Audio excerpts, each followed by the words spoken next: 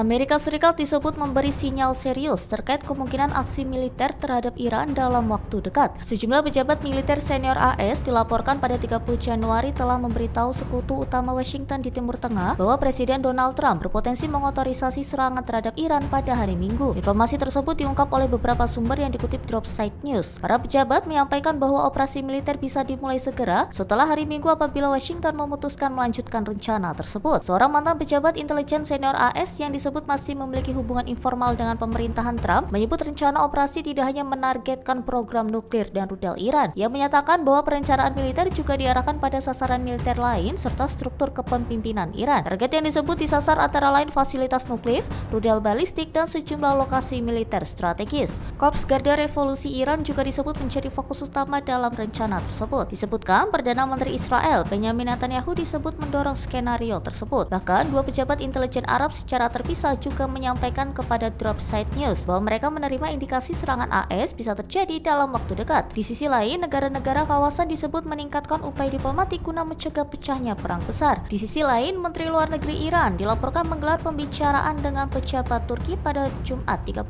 Januari sebagai bagian dari upaya membuka jalur negosiasi tidak langsung.